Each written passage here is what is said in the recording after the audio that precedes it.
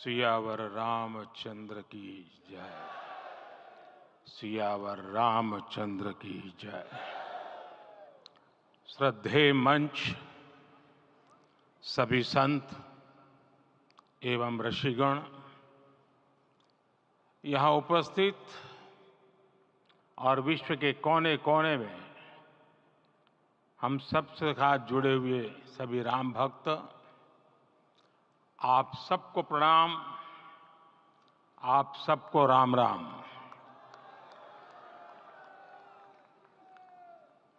आज हमारे राम आ गए हैं।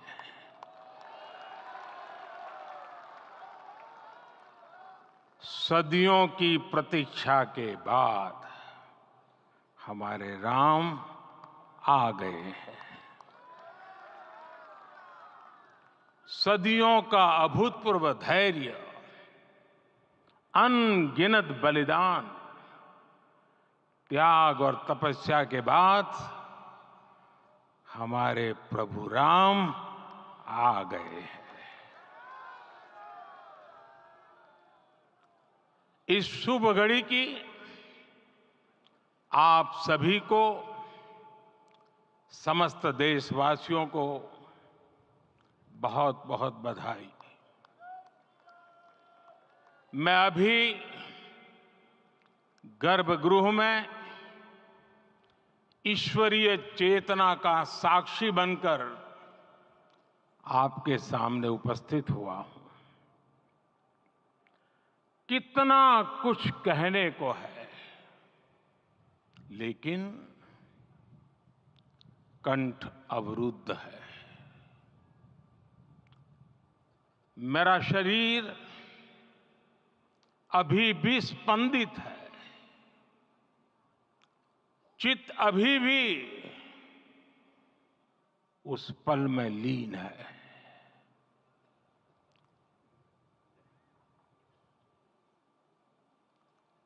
हमारे रामलला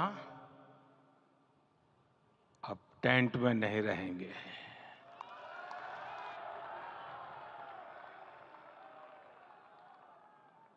हमारे रामलला अब इस दिव्य मंदिर में रहेंगे।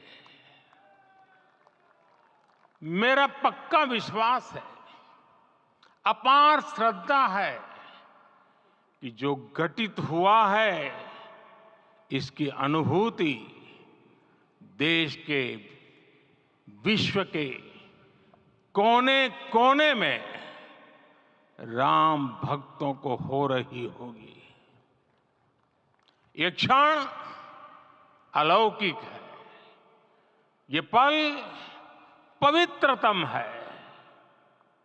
ये माहौल, ये वातावरण, ये ऊर्जा, ये घड़ी प्रभु श्री राम का हम सब पर आशीर्वाद है।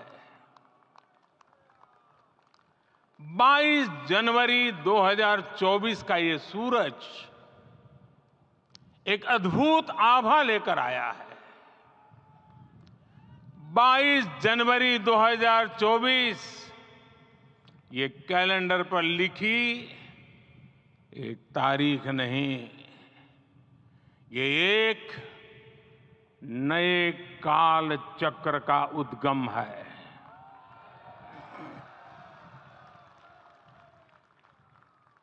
राम मंदिर के भूमि पूजन के बाद से प्रतिदिन पूरे देश में उमंग और उत्साह बढ़ता ही जा रहा था। निर्माण कार्य देख देशवासियों में हर दिन एक नया विश्वास पैदा हो रहा था। आज हमें सदियों के उस धैर्य की धरोहर मिली है। आज हमें श्री राम का मंदिर मिला है। गुलामी की मानसिकता को तोड़कर उठ खड़ा हो राष्ट्र। अतीत के हर दंश से हौसला लेता हुआ राष्ट्र ऐसे ही नव इतिहास का सृजन करता है। आज से 1000 साल बाद भी लोग आज की इस तारीख की, आज के इस पल की चर्चा करेंगे। और ये कितनी बड़ी राम कृपा है कि हम सब इस पल को जी रहे हैं, इसे साक्षात घटित होते देख रहे हैं। आज दिन, दिशाएं, दिगंत सब दिव्यता से परिपूर्ण है। ये समय सामान्य समय नहीं है। ये काल के चक्र पर सर्वकालिक शाही से अंकित हो रही अमिट स्मृति रेखाएं हैं। साथियों, हम सब जानते हैं कि जहां राम का काम होता है, वहां पवन पुत्र हनुमान अवश्य विराजमान होते हैं। इसलिए मैं राम भक्त हनुमान और हनुमान गढ़ी को भी प्रणाम करता हूं। मैं माता जानकी, लक्ष्मण जी, भरत, शत्रुघ्न सबको नमन करता हूं। मैं पावन अयोध्यापुरी और पावन सरयू को भी प्रणाम करता हूं। मैं इस पल दैवीय अनुभव कर रहा हूं कि जिनके आशीर्वाद से ये महान कार्य पूरा हुआ है। वे दिव्य आत्माएं, वे दैवीय विभूतियां भी इस समय हमारे आसपास उपस्थित है। मैं इन सभी दिव्य चेतनाओं को भी कृतज्ञता पूर्वक नमन करता हूं। मैं आज प्रभु श्री राम से क्षमा याचना भी करता हूं। हमारे पुरुषार्थ, हमारे त्याग, तपस्या में कुछ तो कमी रह गई होगी कि हम इतनी सदियों तक ये कार्य कर नहीं पाए।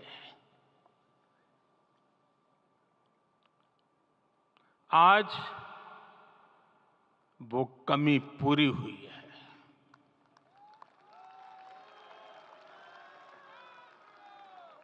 मुझे विश्वास है प्रभु राम आज हमें अवश्य क्षमा करेंगे। मेरे प्यारे देशवासियों, त्रेता में राम आगमन पर पूज्य संत तुलसीदास जी ने लिखा है, प्रभु बिलो की हर से पुरबासी, जनित वियोग विपत्ति समनासी। अर्थात प्रभु का आगमन देकर ही सब अयोध्यावासी, समग्र देशवासी हर्ष से भर गए। लंबे वियोग से जो आपत्ति आई थी, उसका अंत हो गया। उस कालखंड में तो वो वियोग केवल 14 वर्षों का था।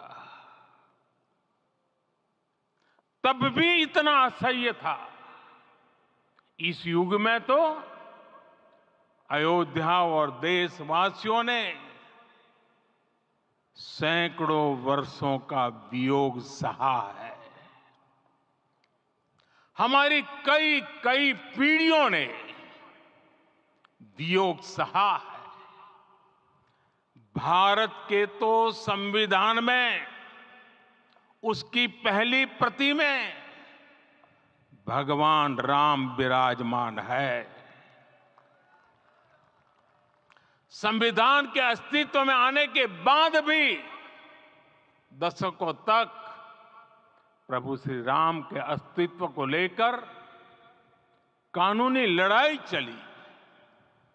मैं आभार व्यक्त करूंगा भारत की न्यायपालिका का, जिसने न्याय की लाज रख ली।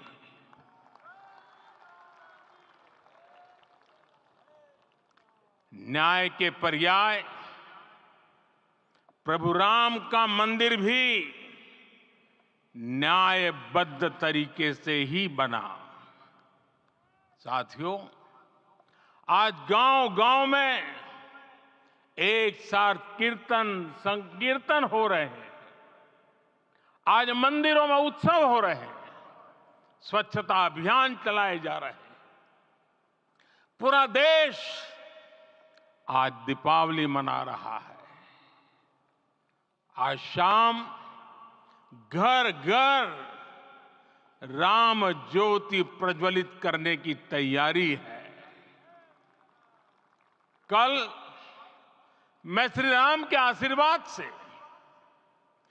धनुषकोडी में राम सेतु के आरंभ बिंदु अरिचल मुनाई पर था। जिस घड़ी प्रभु राम समुद्र पार करने निकले थे, वो एक पल था जिसने काल चक्र को बदला था। उस भावमय पल को महसूस करने का मेरा ये विनम्र प्रयास था। वहां पर मैंने पुष्प वंदना की। वहां मेरे भीतर एक विश्वास जगा कि जैसे उस समय काल चक्र बदला था, उसी तरह अब काल चक्र फिर बदलेगा और शुभ दिशा में बढ़ेगा। अपने 11 दिन के व्रत अनुष्ठान के दौरान मैंने उन स्थानों का चरण स्पर्श करने का प्रयास किया जहां प्रभु राम के चरण पड़े थे। चाहे वो नासिक का पंचवटी धाम हो, केरला का पवित्र त्रिपायर मंदिर हो, आंध्र प्रदेश में लेपाक्षी हो, श्रीरंगम में रंगनाथ स्वामी मंदिर हो, रामेश्वरम में श्री रामनाथ स्वामी मंदिर हो, या फिर धनुषकोडी।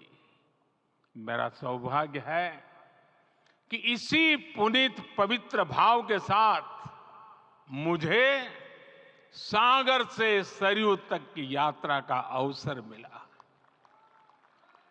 सागर से सरयू तक हर जगह राम नाम का वही उत्सव भाव छाया हुआ है।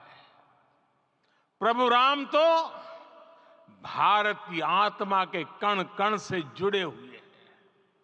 राम भारतवासियों के अंतर मन में विराजे हुए हैं। हम भारत में कहीं भी किसी की अंतरात्मा को छुएंगे तो इस एकत्व की अनुभूति होगी और यही भाव सब जगह मिलेगा। इससे उत्कृष्ट, इससे अधिक देश को समायोजित करने वाला सूत्र और क्या हो सकता है। मेरे प्यारे देशवासियों, मुझे देश के कोने कोने में अलग अलग भाषाओं में रामायण सुनने का अवसर मिला है, लेकिन विशेषकर पिछले 11 दिनों में रामायण अलग अलग भाषा में अलग राज्यों से मुझे विशेष रूप से सुनने का मौका मिला। राम को परिभाषित करते हुए ऋषियों ने कहा है, रमन्ते यस्मिन् इति रामः, अर्थात जिसमें रम जाए वही राम है। राम लोक की स्मृतियों में, पर्वत से लेकर परंपराओं में सर्वत्र समाये हुए हैं। हर युग में लोगों ने राम को जिया है।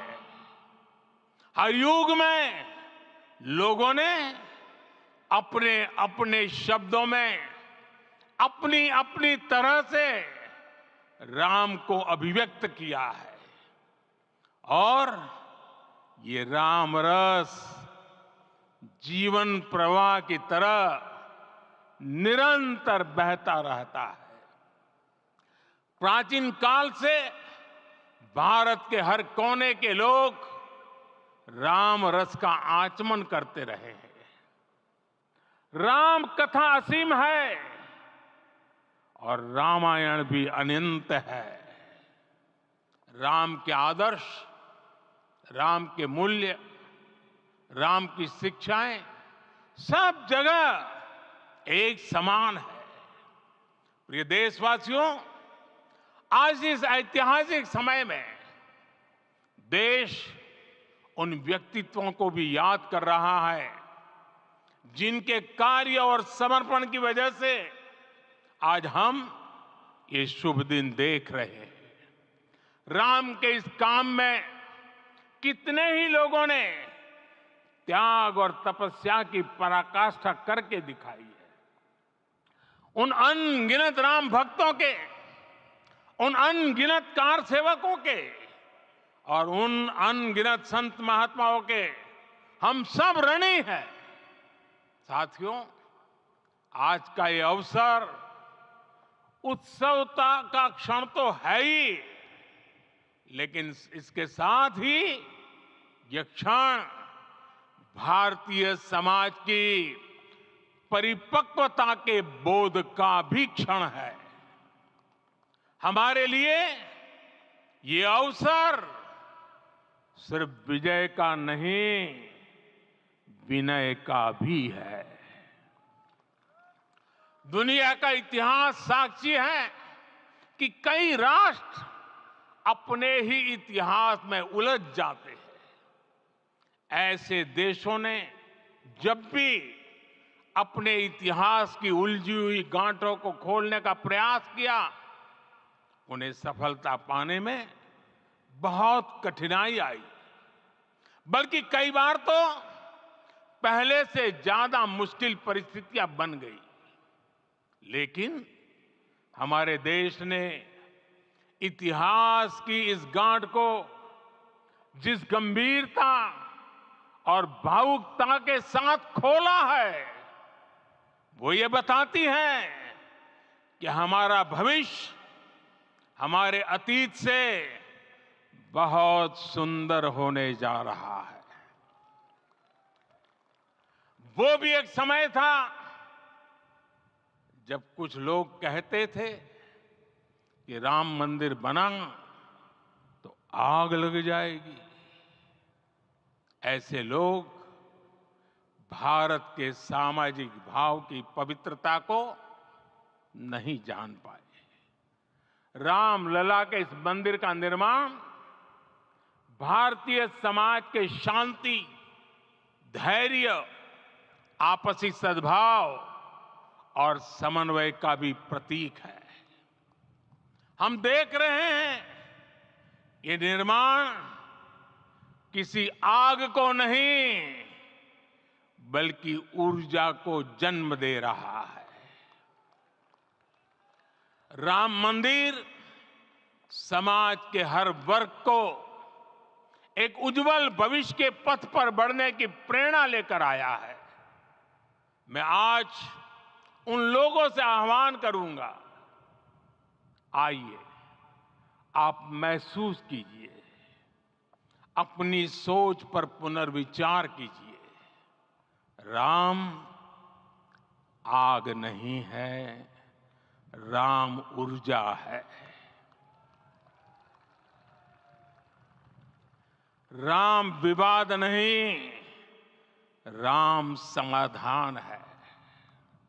राम सिर्फ हमारे नहीं है, राम तो सबके हैं। राम वर्तमान नहीं, सिर्फ वर्तमान ही नहीं, राम अनंत काल है। साथियों, आज जिस तरह राम मंदिर प्राण प्रतिष्ठा के इस आयोजन से पूरा विश्व जुड़ा हुआ है, उसमें राम की सर्वव्यापकता के दर्शन हो रहे हैं। जैसा उत्सव भारत में है, वैसा ही अनेक देशों में है। आज अयोध्या का यह उत्सव रामायण की उन वैश्विक परंपराओं का भी उत्सव बना है। रामलला की ये प्रतिष्ठा वसुधैव कुटुंबकम के विचार की भी प्रतिष्ठा है।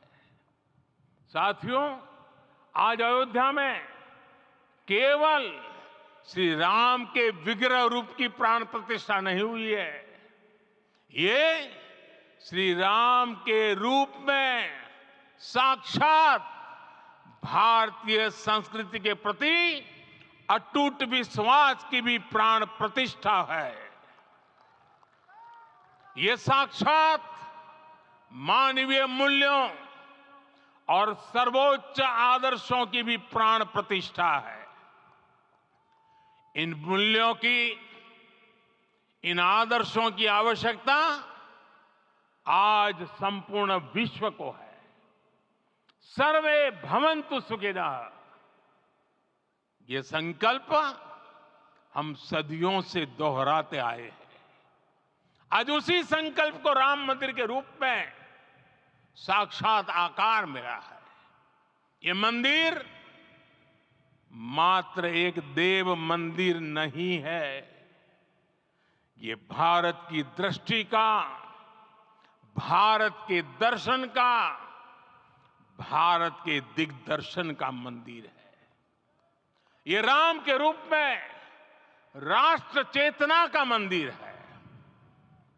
राम भारत की आस्था है, राम भारत का आधार है, राम भारत का विचार है, राम भारत का विधान है, राम भारत की चेतना है, राम भारत का चिंतन है, राम भारत की प्रतिष्ठा है, राम भारत का प्रताप है, राम प्रवाह है, राम प्रभाव है, राम नेति भी है, राम नीति भी है, राम नित्यता भी है, राम निरंतरता भी है, राम विभु है, विशद है, राम व्यापक है, विश्व है, विश्वात्मा है।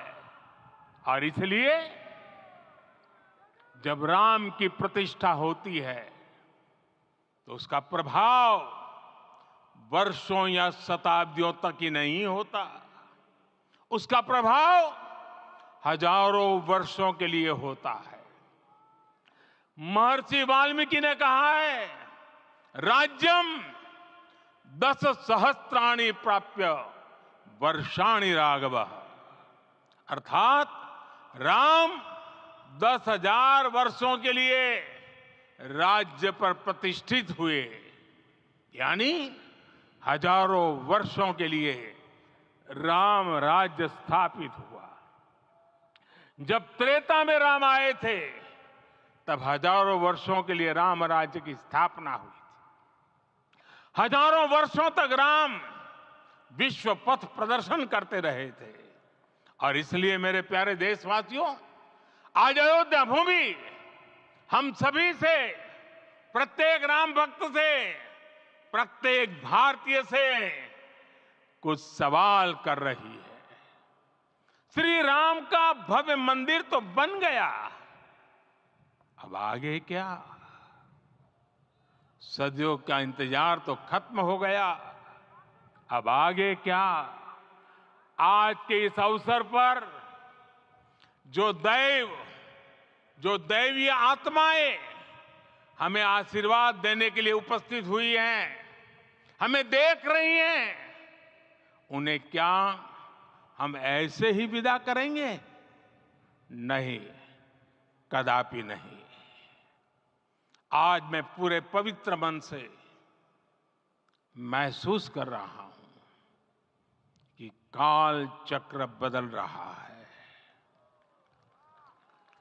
ये सुखद संयोग है कि हमारी पीढ़ी को एक कालजयी पथ के शिल्पकार के रूप में चुना गया है। 1000 वर्ष बाद की पीढ़ी राष्ट्र निर्माण के हमारे आज के कार्यों को याद करेगी। इसलिए मैं कहता हूं, यही समय है, सही समय है। हमें आज से, इस पवित्र समय से अगले 1000 साल के भारत की नींव रखनी है। मंदिर निर्माण से आगे बढ़कर अब हमें सभी देशवासी यहीं इस पल से समर्थ, सक्षम, भव्य, दिव्य भारत के निर्माण की सौगंध लेते हैं।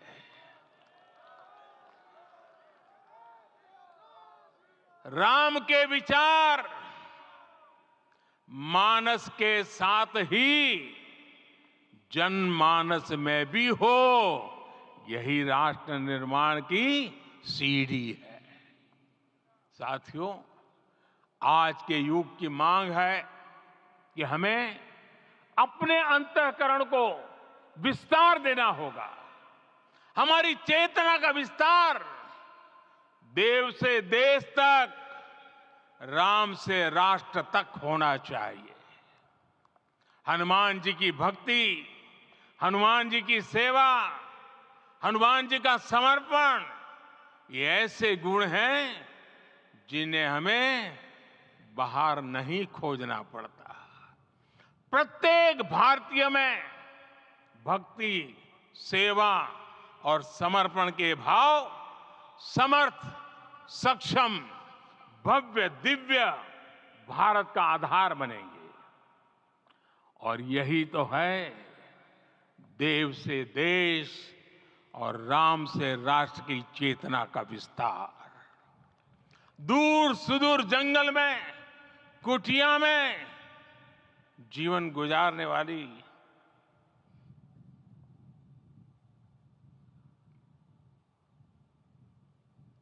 मेरी आदिवासी मां शबरी का ध्यान आते ही अप्रतिम विश्वास जागृत होता है। मां शबरी तो कब से कहती थी, राम आएंगे।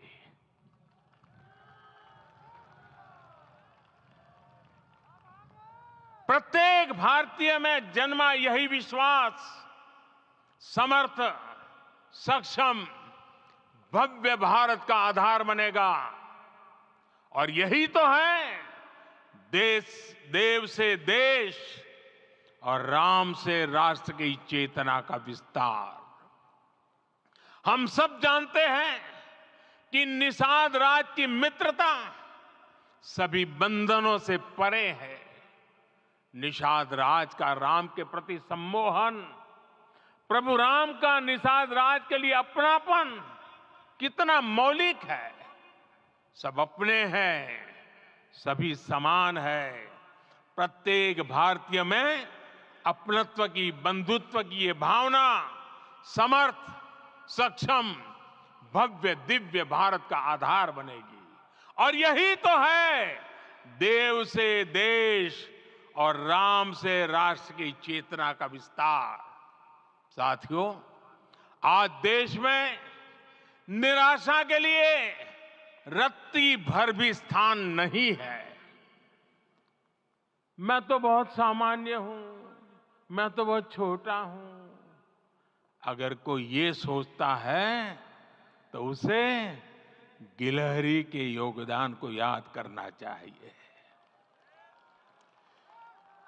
गिलहरी का स्मरण ही हमें हमारी इस हिचक को दूर करेगा, हमें सिखाएगा कि छोटे बड़े हर प्रयास की अपनी ताकत होती है, अपना योगदान होता है। और सबके प्रयास की यही भावना समर्थ, सक्षम, भव्य, दिव्य भारत का आधार बनेगी। और यही तो देव से देश और राम से राष्ट्र की चेतना का विस्तार। साथियों, लंकापति रावण प्रकांड ज्ञानी थे, अपार शक्ति के धनी थे, लेकिन जटायु जी की मूल्य निष्ठा देखिए। वे महाबली रावण से भिड़ गए। उन्हें भी पता था कि वो रावण को परास्त नहीं कर पाएंगे, लेकिन फिर भी उन्होंने रावण को चुनौती दी। कर्तव्य की यही पराकाष्ठा समर्थ, सक्षम, भव्य, दिव्य भारत का आधार है। और यही तो है देव से देश और राम से राष्ट्र की चेतना का विस्तार। आइए हम संकल्प लें कि राष्ट्र निर्माण के लिए हम अपने जीवन का पल पल लगा देंगे। राम काज से राष्ट्र काज, समय का पल पल, शरीर का कण कण राम समर्पण को राष्ट्र समर्पण के ध्येय से जोड़ देंगे। मेरे देशवासियों, प्रभु श्री राम की हमारी पूजा विशेष होनी चाहिए। ये पूजा स्व से ऊपर उठ करके समष्टि के लिए होनी चाहिए। ये पूजा अहम से उठकर वयम के लिए होनी चाहिए।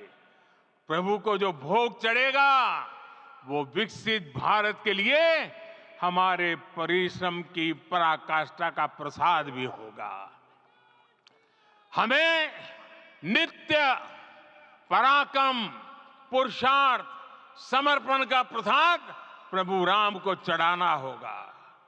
इनसे नित्य प्रभु राम की पूजा करनी होगी, तब हम भारत को वैभवशाली और विकसित बना पाएंगे।